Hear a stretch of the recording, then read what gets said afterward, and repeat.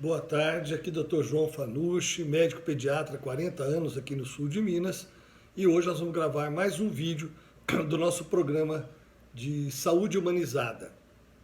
Hoje, o tema de hoje é crâniosinostose, ou para o pessoal leigo entender, é o fechamento precoce das moleiras da criança, da fontanela anterior e posterior da criança. Então hoje eu vou contar o caso de uma criança de Camanducaia, cujo paciente, que hoje já é adulto, me deu autorização para que cite até o nome dele, para a história ficar ainda mais verídica, mais verossímil. O pai desse paciente, do Eliel, era meu amigo de infância, família muito chegada a mim há muitos anos. E eu já cuidava de vários membros da família no início da minha carreira em Camanducaia e Cambuí. E essa mãe desse paciente, ela já tinha cuidado de outras crianças, tal, então ela não havia ainda, na correria dos cuidados com as crianças, não havia tido tempo, né, para poder levar para a puericultura, para a consulta de puericultura, o seu filho, Eliel. Ele estava com 4 meses de idade, 4 para 5 meses de idade, quando, no período eleitoral em Camanducaia, o meu colega, Dr. Mazinho, um excelente médico, excelente cirurgião e uma ótima pessoa, muito humano, muito preocupado com a população de Camanducaia, foi pedir voto na casa do Eliel. Chegando lá, a mãe veio atendê-lo na porta com a criança no colo, o bebezinho no colo. Ele pediu o voto, explicou lá o plano de trabalho dele e tal, e passou a mão na cabeça do neném na hora de ir embora. Ele passou a mão na cabeça do neném e percebeu que a fontanela anterior estava fechada, praticamente fechada. E ele já estava começando a apresentar uma deformidade do osso frontal, que é esse osso da testa, já estava ficando proeminente. Aí ele na mesma hora falou, olha, procure o doutor João Fanucci, você já conhece? Não, já acompanha as outras crianças. Falei, então leve lá agora, porque essa criança está fechando a moleirinha antes da hora. Essa atitude do Dr. Mazinho evitou danos sérios ao cérebro do Eliel, porque imediatamente ele mandou para o consultório. No consultório eu já examinei, já percebi que havia a crâniosinostose, pedi um raio-x de confirmação, que veio confirmando que a fontanela anterior dele estava fechada, a posterior também, e que já estava começando a deformar o cérebro. Eu imediatamente encaminhei para a equipe de neurocirurgia de Bragança, na época chefiada pelo Dr. Tadeu Parisi. Dr. Tadeu Parisi, na hora, já marcou a cirurgia e fez a correção cirúrgica do crânio do Eliel, reabrindo as suturas do cérebro.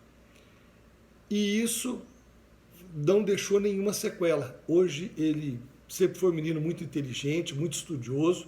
Hoje é um excelente dentista em Camanducaia, muito reconhecido pela população pelo seu trabalho. E nessa situação da crâniosinostose, é importantíssimo para o diagnóstico que seja acompanhado desde o nascimento por um pediatra. Então eu vou passar para vocês algumas coisas importantes da crâniosinostose. A crâniosinostose é o fechamento dos ossos do crânio do bebê. Os ossos do crânio do bebê, ele nasce todo...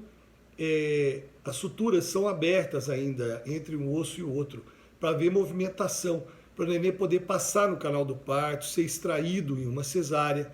Então ele nasce aberto. E a fontanela anterior, ela ajuda a amortecer os choques com a cabeça. Se a criança bate, a fontanela não deixa haver uma lesão no cérebro da criança.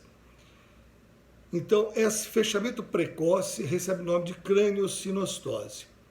É importante também fazer o levantamento, mostrar para vocês que esse fechamento natural ele ocorre entre 9 meses, fechamento total da moleira, 9 meses até 1 ano e 3 meses. Mas se a criança apresenta até 9 meses algum sinal de que ela está fechada a moleira, imediatamente o pediatra tem que agir com o neurocirurgião para evitar sequelas. Tá? A principal ameaça da craniosinostose é que às vezes a cabeça para de crescer e aumenta a pressão dentro da cabeça. Então, pressão hipertensão intracraniana, que é capaz de desencadear o retardo mental leve, um déficit de aprendizado e até perda da visão. A criança pode ficar cega se tiver o fechamento da fontanela e não for resolvido o problema a tempo. Ela ocorre em 1 em cada 2.000 nascimentos. Então, cada 2.000 a 3.000 partos, né, nascimentos, um nasce com craniosinostose. Aqui na nossa região eu tenho pego uma média de 1 por ano com esse problema. Uma craniosinostose por ano tem aparecido no consultório. Se a criança já nascer com a cabeça muito deformada, ela tem que ser acompanhada pelo pediatra, porque pode ser somente pela posição da cabeça intraútero e pela passagem dela na extração ou abdominal pela cesárea ou no parto normal. Pode ser normal, mas pode já ter alguma malformação por causa da cranioestenose, que é o fechamento dessas suturas que ligam um osso no outro, chama suturas. Essas suturas fecharem antes da hora já deformam. Alguns já dentro da barriga da mãe já acontece de haver craniosinostose.